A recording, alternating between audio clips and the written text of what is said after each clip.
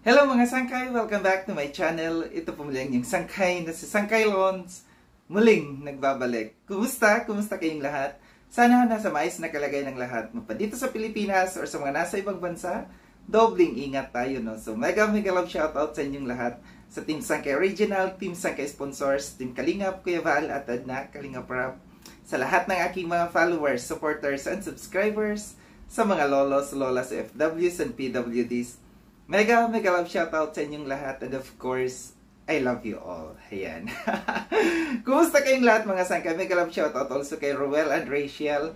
Then sa Rochelle community, sa kanilang mga fans, no, sa Team Kalingap, Kalingap Partner, sa aking mga sponsors, mega love shoutout sa inyong lahat. So, ngayong gabing ito, gusto ko lamang po pangunahan, sa umpisa pa lamang po ako hihingi ng paumanhin kay Kuya Val, kay Ate Edna, Kalingap Rab, sa lahat ng matubang families, no? Kung bakit ako sasagot dito sa kay Mighty Emmy.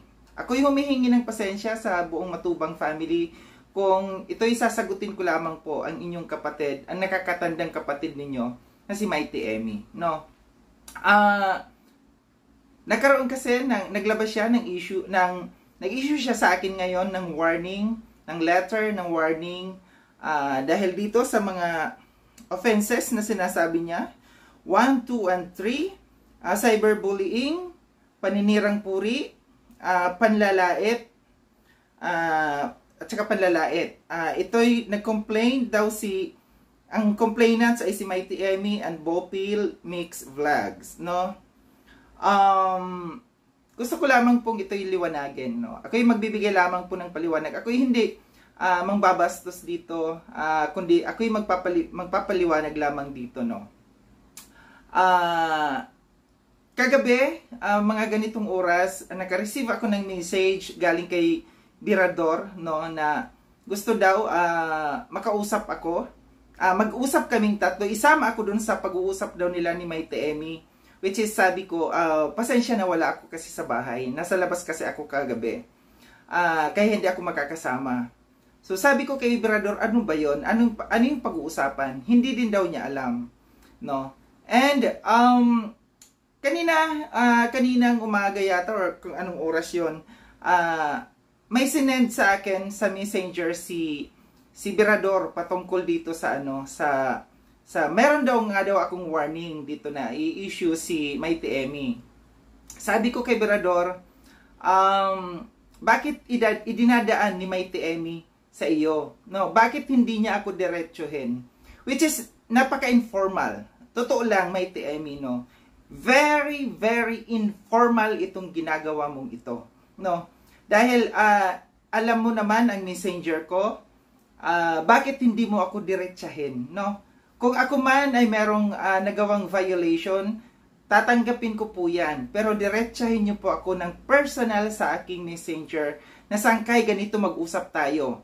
Meron kang violation na nagawa, pero wala kang ginawang ganyan sa akin. Ipinadaan mo kay Birador.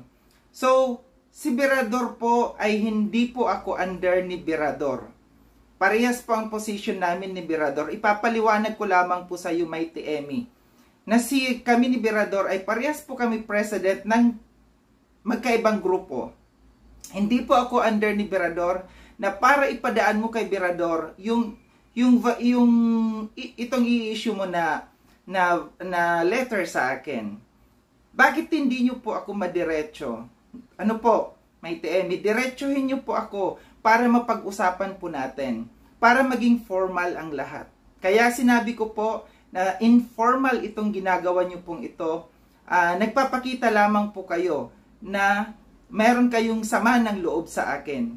Kung gusto po ninyo ng katahimikan, Mighty Emmy, makipag-usap po kayo, no? Then, ang nangyari, sabi ni Birador, maggagawa ng GC na tayong tatlo. Nandoon na tayong tatlo. Hindi mo ako kinausap. Hindi mo nabanggit sa akin na sangkay ganito, ganyan, ito yung meron na akong i-issue sa'yo. Ganito, sangkay meron kang ginawang violation, no? Makakapag-usap tayo doon. Inaantay ko lamang po kayo. Alangan naman po ako ang magsabi sa iyo, Mighty Emmy, ano ba yung nagawa kong kasalanan? Mighty Emmy, meron ka daw ginawang letter na meron akong violation? Dapat bilang isang nakakatanda, ano po, dapat kinausap niyo ako dahil kayo mismo ang mag-i-issue. So kayo dapat ang mag-reach out sa akin na saan kay ganito, mayroong nag-complain, mayroong ganyan, so bibigyan kita ng ganito. Kailangan magpaliwanag ka sa side mo. Pero wala ka pong ginawang ganun sa akin. No? So dapat yung mga ganitong sitwasyon, maitiimi, dapat nililinaw nyo po. Sabi ko nga po, bukas ang aking messenger na pwede nyo akong kausapin, pero wala po kayong ginawa na pakikipag-usap sa akin patungkol dito. Dito sa mga violations na ano mo, nilagay mo yung thumbnail, yung mga ginawa kong reaction na thumbnail, yung unang-una, yung thumbnail mo. Sumagot po ako dito sa iyo, Mighty Emmy. Kasi kayo po ang unang nag-content sa akin. Kinontent nyo ako at ang ginawa po ninyong picture ko, yung katawa-tawang picture ko. Hindi po ba pangbubuli po yan ang ginawa ninyo sa akin? Sa dinami-dami ng napakarami kong pictures at yun talaga ang kinuha mong pictures ko na nakakatawa. Di ba malinaw na pangbubuli nyo po yan sa akin? So kung mag-i-issue po kayo sa akin ng ganito na pangbubuli, isyuhan nyo rin po ang sarili ninyo ng pangbubuli sa akin. At kayo po ang naunang gumawa nito. Sumagot lamang po ako sa inyo. Pangalawa, itong ginawa nyo po na sa kay Trending Pia. Nangyari po ito nung ginawan ko ng reaction si Trending Pia.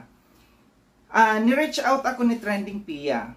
Sabi niya sa akin, Sangkay, maganda po. May usapan po kami dito ni Trending Pia.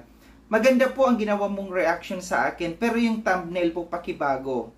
Alam niyo po ba ang nakalagay dun sa thumbnail? Trending Pia, may issue sa pera. Nang budol nga. Budol nga ba? May question mark po yan. Mighty Emmy, pakiintindi po. Napakahalaga po ng question mark dyan. So dapat kung kayo po malinaw ang inyong pag-iisip, wala kayong ginagawang issue para sa akin, maintindihan nyo po. Dahil ito po yung issue na lumabas sa kay Trending Pia na nang nagpaliwanag si Trending Pia, no, kinuha ko pa nga sa kanyang ano ito sa kanyang video, yung ginawa kong reaction, which is napakaganda ng aking ginawang reaction sa kanya. Kasi ang issue lang dito, doon sa thumbnail, Trending Pia, may issue sa pera. Budol nga ba? Question mark, gaya ng sabi ko, napakahalaga ng question mark. Ano po ang violation diyan sa sinasabi ninyo? Na may tanong, nagtatanong po ako. Ibig sabihin, hindi po confirm. Nagtatanong, tinatanong kung nambudol nga ba. Anong issue po doon? Pakipaliwanag po ito, Mighty Emmy, no? Kasi ako'y nagtatanong lamang, no? Hindi ko kino-confirm na budol si Trending Pia. Nagtatanong po ako kasi yun po yung issue. Gaya ng sabi ko, napakahalaga po ng question mark dyan. Huwag po kayong magbasa ng basta-basta lamang, kundi intindihin at liwanagin po. Isama rin niyo po ninyo ang question mark. Pag nasa korte po, napakahalaga yung bawat bagay na nakalagay dyan. So dapat yan ay pinag-iisipan nyo rin po. Dito, sa kay Kuya Brooks, at saka sa kay Bopil. Wala po akong sinabing masama diyan sa kay Bopil, no? Sa issue nila ni Kuya Brooks. Panoorin niyo po yung mga videos na nandiyan diyan. At isa pa, yung sa kay Trending Pia na pakiusap niya na palitan ko yung thumbnail. Inalis ko po yung video. Naka-private na po yung video. Bago po kayo gumawa ng mga ganito, Mighty Emmy, pag-aralan nyo po. Pag-aralan nyo mabuti. Nandiyan pa ba yung video na yan? Wala. Tinago ko po yan. Dahil nakiusap si Trending Pia na baguhin lang yung thumbnail. Yung thumbnail ang pinapabago. Pero anong ginawa ko? Private ko po yung video na yan. So yan yung mga dapat intindihin ninyo, Mighty Emmy. Dito pa, yung sa aking kahapon sa kinuha kong reaction video sa kay Kuya Val, yung sa Press 2. No? Yung mga doon sa live ni July Paunil. Yung Press 2 na nandoon si Bopil. Ito yung kino-complain ni Bopil. Pinangalanan ko ba dyan? Panoorin nyo yung video ko. May pinangalanan po ba ako dyan? Bopil, bakit ka nag-press 2? Wala. Walang pangalan dyan na Bopil. Ni katiting na salitang Bopil, wala akong binanggit dyan.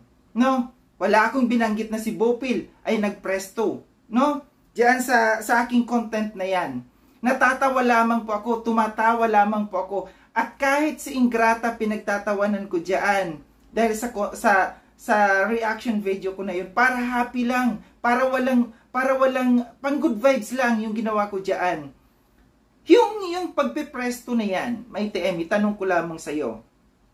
Yung pagpresto na yan ni Bopil, hindi din po ba yan pangbubuli sa akin, sa grupo namin, kung bakit siya nagpresto? Si Kuya Val nga question yan na bakit siya nagpresto. Ibig sabihin lamang ng pagpresto niya, isa yan sa pambubuli din niya sa amin, sa grupo namin. Si July Paunil, dapat tinanong nyo rin, July Paunil, bakit natakil nyo pa yan? Bakit nagpa-press 1, press 2 ka pa patungkol dyan sa bagong grupo na yan? At magti-trigger lamang ng issue yan. So dapat nililinaw nyo lahat. Hindi nyo po basta-basta ginagawa yung mga ganito, dapat pinag-iisipan, pinag-aaralang mabuti. No, wag lamang po kayo basta-basta na makikinig, gaya yan ang sinasabi mo, hindi mo na kayang isa-isahin pa, kundi nakikinig ka lamang sa mga report sa'yo. Ito yung aking paliwanag dito, may TMI, no, na sana, yung lagi mong sinasabi na magkaroon ng unity.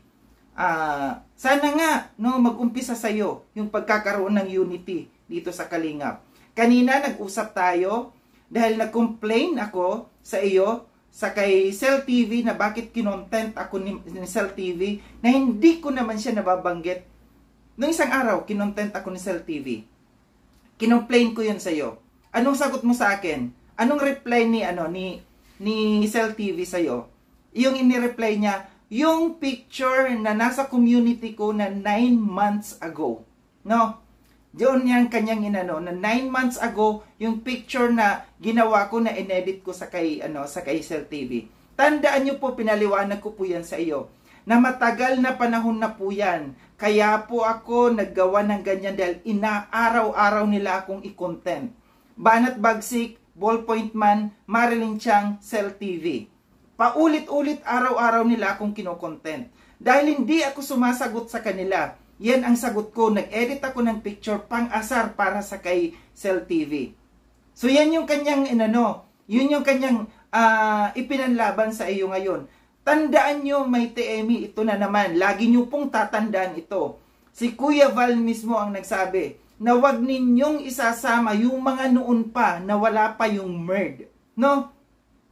Ang pagtuunan nyo ng pansin, doon kayo mag-start kung kailan nagkaroon yung MERD. 9 months ago, wala pa yung MERD na yan. May TMI, tandaan nyo. Yung dapat mag-focus kayo, yung sa present, yung ngayon. Yung kino-complain ko, yung reaction video na pambabastos, pambabalahura sa akin ni Cell TV. Yun po yung kino-complain ko sa iyo.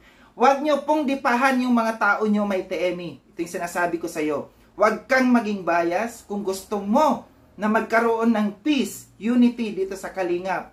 Huwag niyong dipahan yung mga tao mo. Mga tao mo mismo. Pag-aralan mo muna kung anong klaseng mga tao yung mga grupo mo, yung mga members mo. Meron din po, nag-live si Buwan TV kahapon or kagabi. Sino ang mga lumusob doon? Alam mo ba yan na nilusob nila?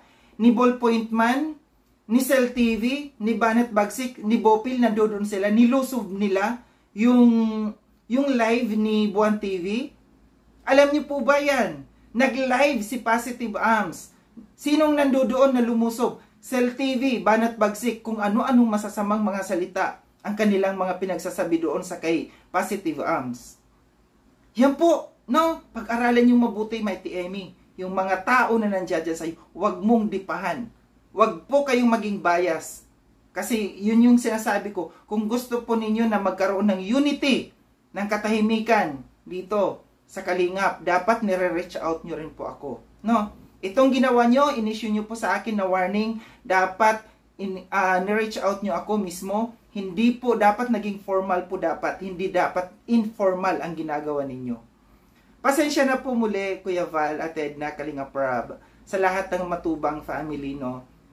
Kung ganito man po ang aking mga binitawan na salita, dahil sobra po akong disappointed dito sa kay Mighty Emmy, no. Nakikita po natin na nagiging bias po ang kanyang ginagawa. Ito, lalong-lalo na dito po, no, na ako yung naging presidente dito sa Kalingap Watchers. Alam ko po na ayaw niya po. At sinabi rin po mismo ito ni Kuya Val, no, na doon sa live ni Kuya Val na nag-message si Mighty Emmy, tinatanong bakit nagtayo ng panibagong grupo. Mighty Emmy, ito lang po sasabihin ko sa iyo, huwag po kayong mamersonal. Kung yung mga grupo po ninyo, mga members mo, kung may personal silang galit sa akin, alam mo naman po yan, nagalit sila sa akin, huwag po kayong sumama sa kanila. Bagkos, kayo po ang maging magandang halimbawa sa kanila. Kayo po dapat ang mag-a-advise sa kanila, hindi yung tinotolerate nyo po sila. Muli, maraming salamat mga sangkay no sa panonood. Pasensya na Kuya Val, at Edna, buong matubang family. Pasensya kung ako'y sumagot dito dahil hindi ko po nagugustuhan itong ginagawa ni Mighty Emmy. Maraming salamat mga sangkay. Paalam.